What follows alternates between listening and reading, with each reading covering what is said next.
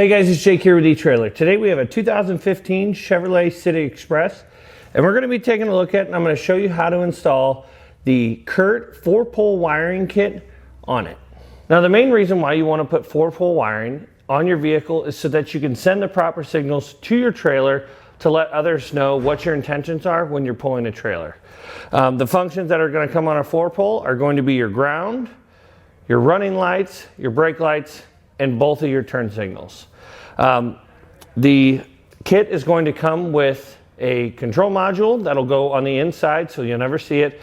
That is going to help protect the trailer from sending feedback to your vehicle and causing any harm to the vehicle. The whole system is also going to be fused, so if anything were to go wrong with the towed vehicle itself, it'll blow that fuse rather than frying any of your wiring.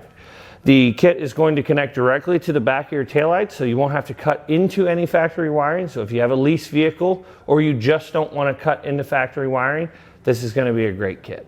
Now, if you have a lot of trailers that you'd like to tow that have a 7-pole on them, we do have a kit available that you can install with this kit.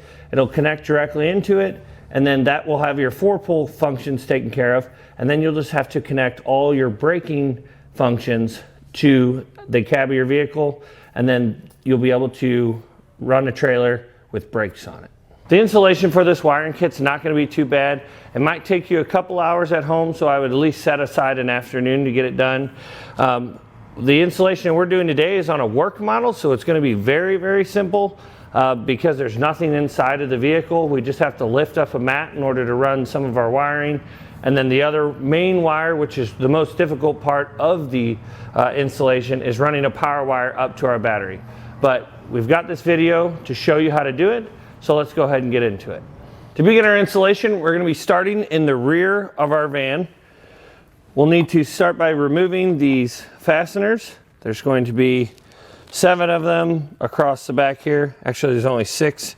We'll take a screwdriver. These don't have a center like a normal push-pin fastener does. They just pop out. We'll take a screwdriver and pop all those out.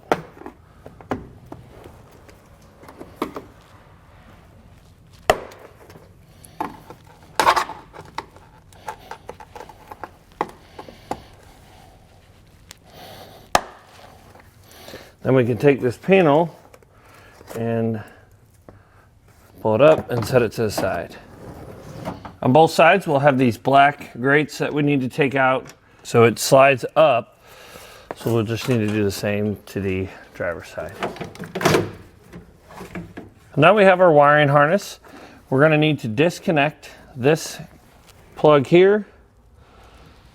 There's a tab on the back side. If you push it down and pull back, it's very tight quarters.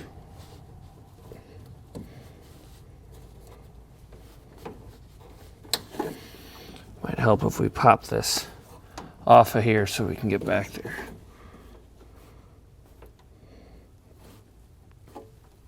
There we go. So we'll take this, plug our connector in. You'll see there will be 2 tabs here and 2 prongs on the inside. Match those up. We'll take this and connect it to the factory harness. And then next, we're going to be routing our green wire over to the passenger side. Now, because this is a work model, we're just going to, per the instructions, route it out of our opening here, because this panel is going to cover most of it. And then we'll lift up this mat, run our wire under here, staying away from all of these clips, and then run it up into our passenger side. So we ran our wiring underneath this mat. You can see it here. We are going to have a little bit extra space here, about 1 foot. That's what we're going to need to pull back over there to be able to attach our control box to the side panel inside. But I left it nice and long so that we can make this connection a lot easier. So we'll just pop that tab, pull it out, make that same connection we made on the driver's side, and then plug this back in. Okay, and now we can pull this slack out. You just want to be sure, don't pull it too hard. that cord will straighten out underneath the mat. There we go. So you can see we've got a little bit of slack here. And then all we're going to do is we're going to notch out this panel whenever we get it back in place. We'll just notch it out for our wiring at the bottom. In order to get your control box mounted up inside your wheel well bay there, you can use a sticky pad that comes in your kit. Sometimes they will not hold as well. So what we like to do is we're going to use a zip tie to tie this off. Actually, now that I say that, I might wait to do the zip tie. We're going to do the ground first. Next, we're going to have our ground wire that will come with a ring terminal on it. You'll get a shelf tapper in your kit, and we're going to take that and drive it into our sidewall here. We checked on the outside. There's a plastic panel that gives us about an inch of space, and that should be all we need.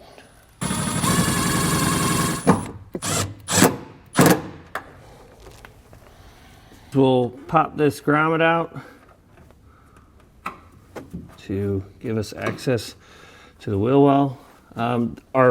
We do have some factory wiring already running through the wheel well.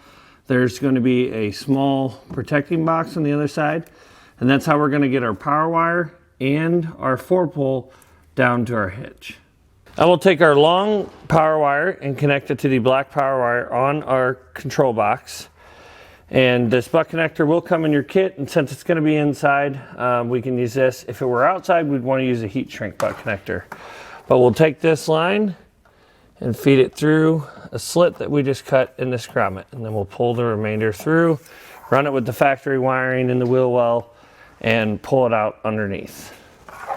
We're also going to take our 4-pole and do the same thing, just making sure none of your wires are tangled up here. And we'll take our 4-pole and we'll push it through this grommet.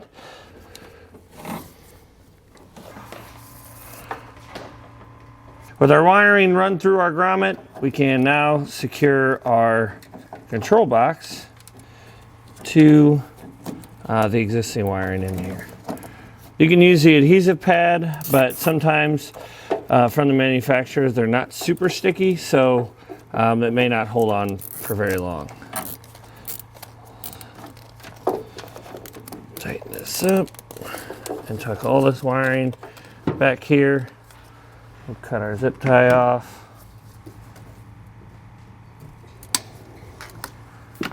And we can put our covers back on and then start running our wiring. Now what we're going to do is we're going to go ahead and run the wiring, then we'll come back and show you how we did it. The way we ran our wiring is we started by following our existing wiring coming out of our wheel well, took this plastic cover off, put the wires behind it, and then pulled out this panel. Our screw was missing from here, but we tucked our wires back in this groove and then came along here, zip tying to existing wiring, continued on with our 4-pole. It's just loosely sitting here because we're eventually going to be putting a 7-pole on and a bracket, and then we took our power wire, followed our hitch up, zip tied it a couple times, zip tied it to brackets and existing lines all the way up to the front of the vehicle, went over top of our heat shield here, tying it off to existing wiring, and then we ran a airline tube down through this cavity. The nice part about this vehicle is that the engine bay is really wide open, so we ran an airline tube down through here and then pulled it up into the engine bay, which is where we're going to go now and make some connections. Now up here in the engine bay, we recommend using a heat shrink butt connector to make this connection because it's up under the hood. But we'll take our power wire, connect it to our inline fuse holder, which we already put our ring terminal on. Crimp this down and then heat it up so that it's protected from the elements.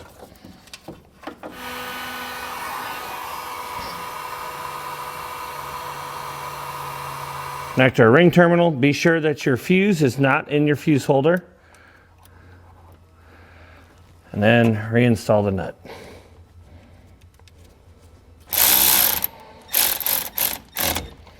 And then There must have been an accessory installed here before because there's already a slight tear in the boot.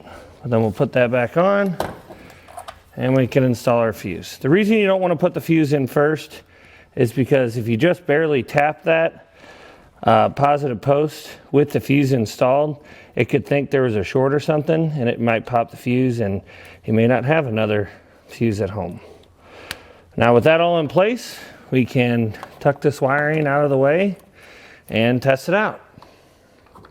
Now we can test out our wiring. We'll run through the basic signals, our brake lights, our left turn, right turn, and our running lights. Now that we know everything's working properly, all we have to do is get any loose panel we have left back in place, and that's going to do it for installation. Well guys, hopefully this video helped you to decide whether or not the Curt 4-pole wiring kit is right for you and your 2015 Chevrolet City Express.